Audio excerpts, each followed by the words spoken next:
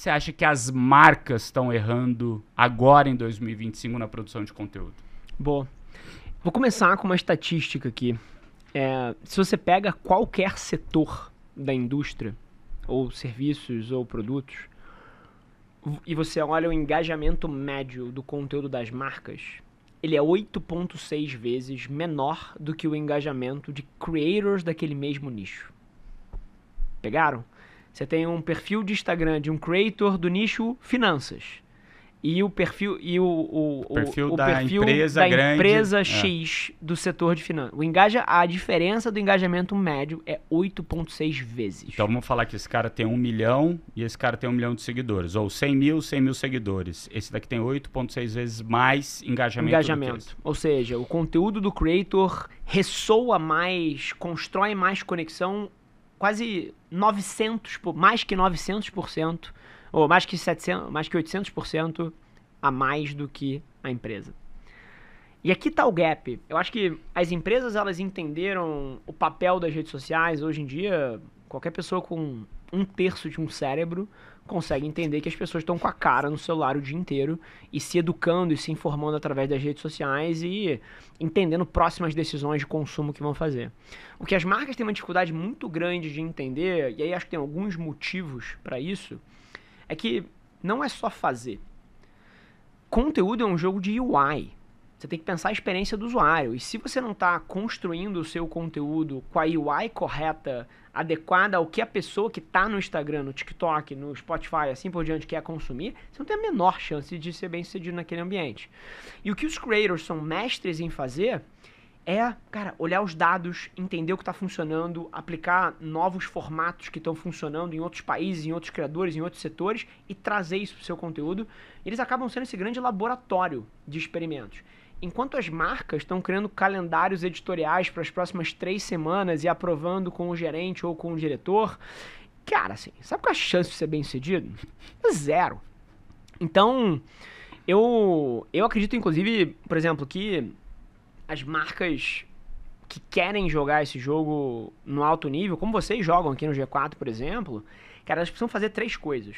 Número 1, elas precisam entender que as pessoas ressoam muito mais com CPFs do que com CNPJs.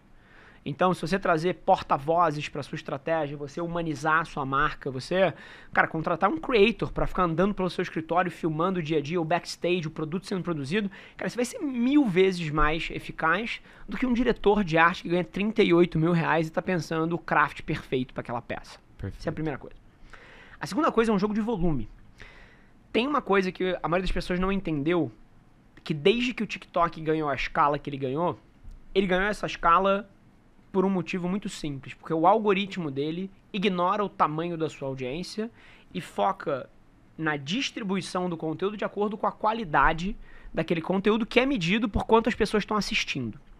E desde que ele fez isso, ele capturou muito a atenção das pessoas, porque o algoritmo te recomenda simplesmente vídeos melhores, que são até desconectados de quem você segue, ou cronologicamente, e a Meta já copiou isso, e o YouTube Short já copiou isso. Então hoje, todos os algoritmos das redes sociais privilegiam o melhor conteúdo possível. E nesse modelo, não importa a quantidade de seguidores que você tem. Então, você que tem uma marca que tem 5 mil seguidores, se você produzir o conteúdo certo, você pode atingir 5 milhões de pessoas. É desconectado do tamanho da tua audiência. Só que, para você chegar nesse conteúdo que é o conteúdo certo, o volume é muito importante. E as marcas estão fazendo calendários, 1 post por semana, 3 posts por semana, 1 post na terça e na quinta. Cara, e quando você olha o behavior dos creators que estão vencendo, tem gente postando 17 vezes por dia. Quantos conteúdos o G4 solta por dia, Nardon? Muitos. Chuta. Tem, sei lá, 4. Sim, e em todos os perfis somados? 200? Não, 500? por dia? Sei lá, não, por dia não. Thales, se for contar, Alfredo, se for contar stories, mais os porta-vozes, mais os stories, mais os feeds de todos os podcasts. É infinito. Cara, é isso. Infinito não, é isso, muita coisa. 200, 300, acho que deve estar por aí, tá? Se for stories, feed, em todos os perfis, mais podcast, mais corte de podcast, tá nesse nível. E mais o que a comunidade de vocês reverbera e reposta e marca. Cara, assim, e nesse exato momento tem alguém sentado na sua sala de marketing debatendo postar terça e quinta, entendeu? You have no chance of succeeding here. Então, o volume é muito importante. E então, é um jogo diferente. As marcas, elas têm que se pensar como eu sou uma empresa de mídia, vírgula, o que quer que eu faça depois. Perfeito. Isso permite construção de negócios muito mais fortes. A gente estava debatendo aqui antes, cara. O G4 hoje em dia é um ecossistema, não é uma empresa de educação só. E o que permite vocês fazerem isso é porque vocês são first fucking media company.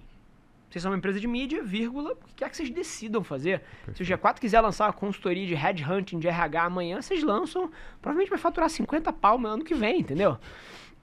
Por quê? Porque vocês têm a atenção das pessoas. Perfeito. Vocês têm o ecossistema, vocês têm a mídia. Então acho que esse é um pouco do jogo. Cara, você falou sobre volume e sempre existe essa questão na cabeça das pessoas. Volume ou qualidade? E aí? Volume, qualidade, profundidade, autoridade, volume acima da perfeição. Como que você enxerga isso? Que é algo que a gente vê hoje aqui, conversa com muitos creators e a gente vê que tem um extremo que é a gente postando 17 vezes por dia, que os stories, cara, historinha, mas quando você pensa no algoritmo do Instagram, que ele privilegia quem passa pro próximo, às vezes ele distribui menos, ao mesmo tempo quem tem uma comunidade forte, por exemplo, a Mamano City. Claro. Ela conta uma história da vida dela. Você vê os stories dela, 10 stories por dia, 15 stories por dia. Virgínia 50. Bizarro, cara, é BBB. Sim. É um Big Brother da vida delas, com um engajamento gigante, com muita distribuição. Você vai para um outro lado, para um ladeirinha da vida, que ele posta menos vezes, que fala disso, de content creation, claro, e tal. Ele posta menos, mas a qualidade de cada post que ele faz é bizarra. Sim, você para, você fica... Que roteiro. Que roteiro. Sim. Como você vê isso? Ou depende do seu... Como você faz? Como que você vê isso? Boa. Eu começo dizendo que você precisa pensar em duas coisas. Depois eu entro na minha crença sobre volume versus qualidade. A primeira coisa que você precisa pensar é a estratégia que você vai seguir. Por que as pessoas vão te acompanhar? O motivo que as pessoas seguem a Virgínia é para xeretar a vida dela. Therefore, logo, você precisa ser o reality show com 72 stories por dia. Então você perde a value proposition. Perfeito. O motivo que alguém segue o Leandro é para um insight profundo. Tô cagando onde o Leandro malha. Pô, tô cagando o que ele comeu no almoço. Não é por isso que eu sigo esse cara. Eu sigo esse cara, provavelmente que eu sou um infoprodutor, interessado em vender mais, aprender uma dica de copy, whatever. Então, o motivo pelo qual as pessoas vão te seguir é muito conectado com a estratégia de conteúdo que você vai seguir. E, acima de tudo, a sua capacidade de ser consistente naquilo. Porque se você... Cara, numa semana posta 54, na outra não posta nada, e na outra posta 3, aí volta pra 20, assim. As pessoas não conseguem entender qual é a sua proposta de valor na vida delas.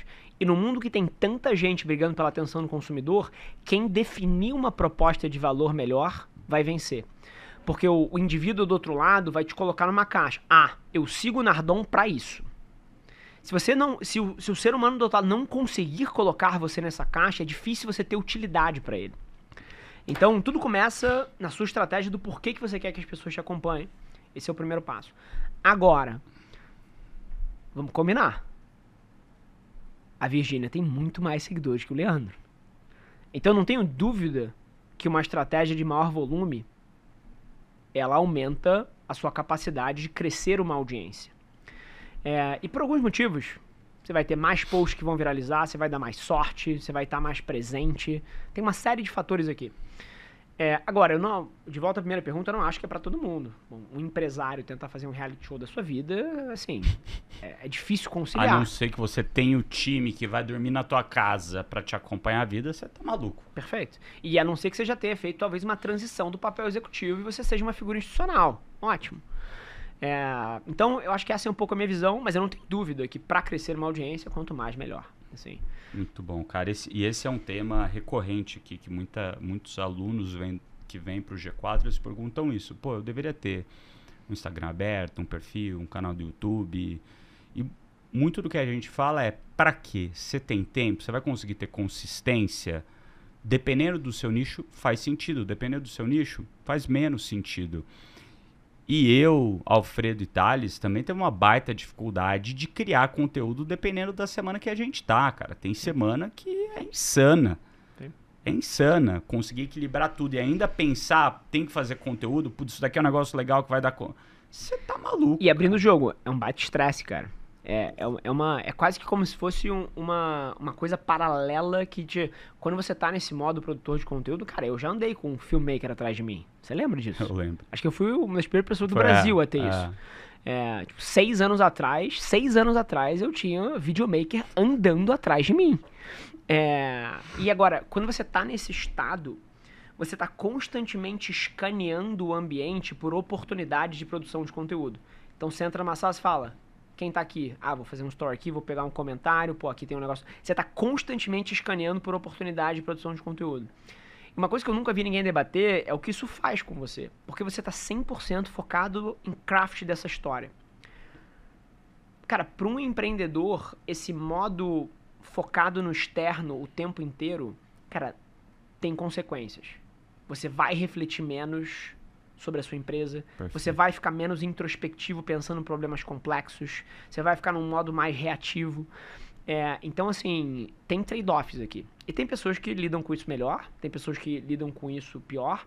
Agora, a partir do momento que você já tem um pouco de estrutura, coisas como vocês fazem, como o que eu fiz, que é criar times que ajudam você a escalar isso, ajuda muito. Pensar formatos longos, como esse aqui que a gente está fazendo, que depois possam ser multiplicados para diferentes formatos, ajuda muito, tira a carga cognitiva. Mas não deixa de ser um estresse. Não deixa de ser um estresse. Para mim, todo podcast que eu gravo é uma aula e uma mentoria para mim mesmo. Tem muito tema, logicamente, que eu já sei, que eu tenho que ficar levantando a bola, né, para a pessoa cortar, para a audiência aprender, claro. E é ótimo, é o meu papel aqui como host do podcast. Ao mesmo tempo, são perguntas que a gente se faz todo dia. E aí, volume ou qualidade? E eu tenho um ponto de vista teu aqui, que eu já tenho aqui dentro do meu quebra-cabeça, que eu tô montando sobre isso de criação de conteúdo. Opa, coloquei mais uma pecinha para preencher ele, para ter uma visibilidade melhor do que faz sentido para mim e pra gente como empresa. Então, acaba sendo um momento para mim reflexivo durante o dia. Ótimo. Agora, eu ficar fazendo stories, reels, cara, isso eu ainda tenho dificuldade, o time que está me provocando, tem estrutura para fazer, mas é difícil encaixar isso no dia a dia.